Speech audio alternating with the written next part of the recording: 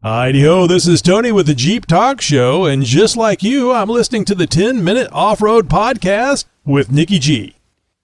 Episode 18. Oh, yes, it's ladies' night, and the feeling's right. Oh, yes, it's ladies' night. Oh, what a night. Oh, what a night.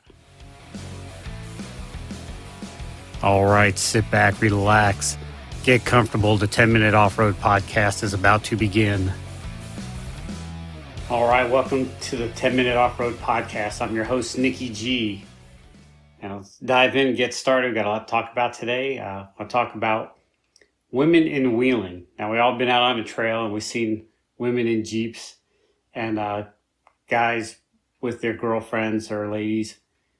But I want to talk about the other women in wheeling, the women that don't really enjoy to go wheeling and let us guys go all by ourselves.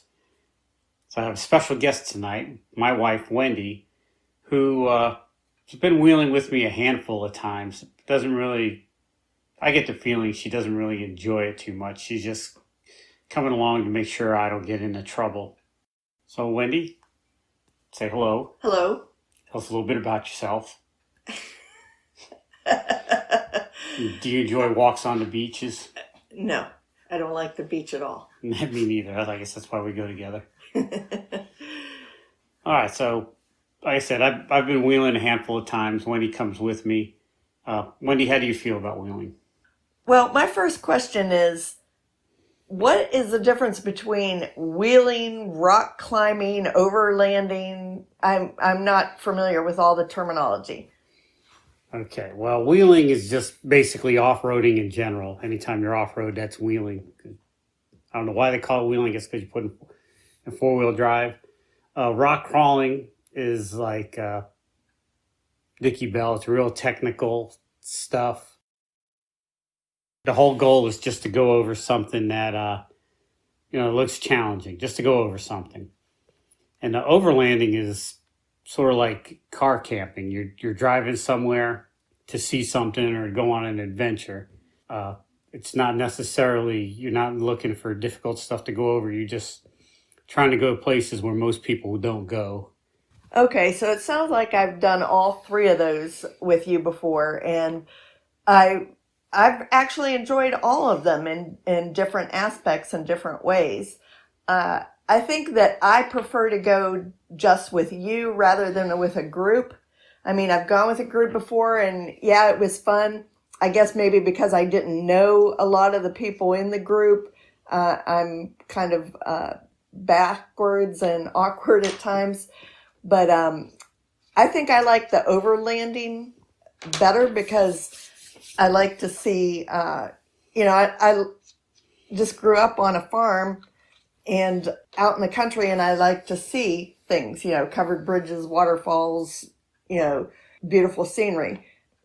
The rock crawling is fun and can be exciting, but it can also be dangerous. And you wonder it is just us, or you're going to get stuck out there somewhere. That kind of worries me. Plus worries me if the vehicle gets broke, you've got the expensive repairs. And I don't know about everybody, but we use our vehicle that we use for wheeling every day. It's our transportation to work. So if it breaks down, that can be a problem. But I like it. I don't like it all the time. I don't want to go every weekend. Just like you don't like going to the mall or shoe shopping. No man likes shoe shopping. I don't know about that. A man walking down the road says, I need shoes. Goes in the shoe store, comes out, boom, I got shoes. There's no 4-day adventure in shoes. Where's the fun in that? Yeah. Did that answer your question? Yes. Okay. So, what advice do you have for the guys out there to get women interested in off-roading? Okay, so you're talking about I'm talking about forcing women into the Jeep. No, I understand that. But you're talking about men who already have a significant other that doesn't necessarily like to go with them all the time. I've got quite a few friends that have wives that I've never met. Okay. Because they just don't come out on the trails. Well, maybe if they put a shopping mall in the middle of the trail, that might get more women to come along. Yeah. I don't know. Maybe gosh, that's a tough one. Because if it's not something that they already enjoy, apparently they didn't meet their partner on a trail, so that's not something that their partner enjoys. It's a hobby that you picked up after, we've been together 30 years, and it's a recent hobby, and your hobbies change all the time, and so do mine. And like I said, I enjoy it more than you think I do. But it's just not something I want to do every weekend because it is time consuming. It's an all day thing. It's not like I just want to go out for an hour and go wheeling, because usually you have to drive an hour to get somewhere to do it. But I really don't have an answer for that, how to get other women involved, other than maybe if there were activities outside the wheeling, like we did the toy, what's that called? Christmas in July toy drive. The Christmas in July toy drive.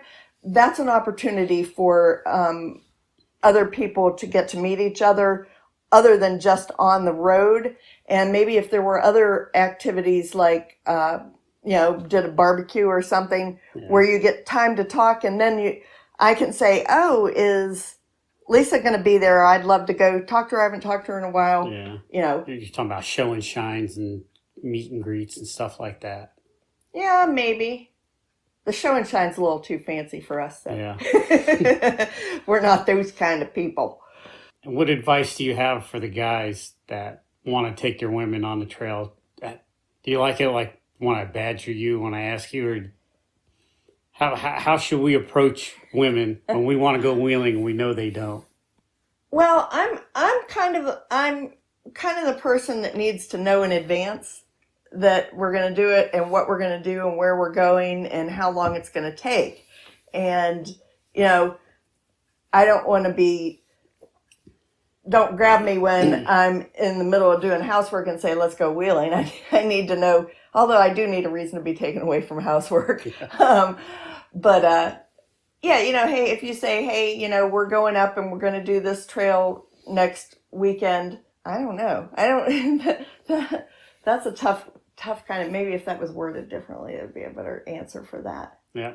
I don't like doing the same trail over and over again. Maybe there are some people that do, but I like to go someplace different every week. I'll do the same trail a couple times, and after that, yeah.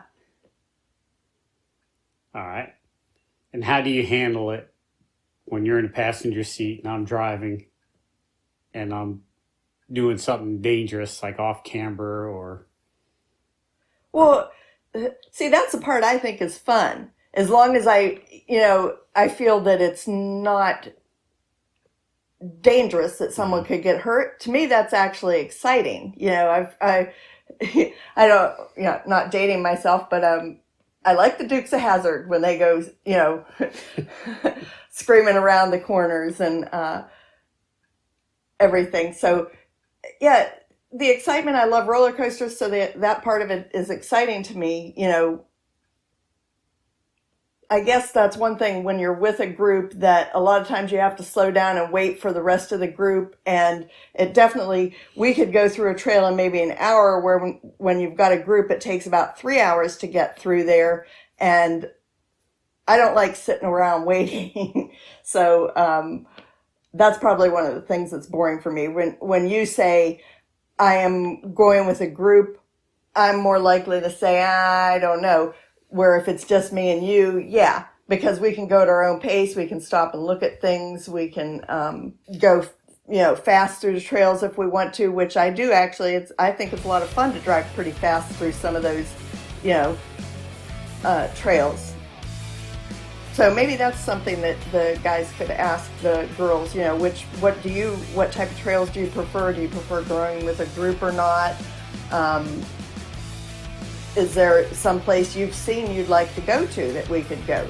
And I will say, for Wendy's credit, she doesn't scream when I drive. On the trails, on the road, it's a different story. Yeah. But in the trails, I'm more like, woohoo! Yeah! All right. Well, one last question. When is my chicken pot pie going to be ready? And I'm almost out of clean socks. I don't recall you ordering a chicken pot pie, and you know where the washing machine is. Yeah, I'm not allowed to use machinery though. All right, that's about all the time we have for tonight. Thank you for tuning in. I'd like to thank our lovely wife, Wendy, for joining us. I enjoyed doing this podcast with her. Look forward to more ventures with Wendy. If she'll be on the show, I hope she does. I think she enjoyed it too. How can you not enjoy spending time with me? Contact me at 10minuteoffroad@gmail.com. That's 10offroad@gmail.com. Or Facebook, the Instagram, the Twitter. All right, until next time, this is Nikki G signing out and saying, wheel what you got and be happy.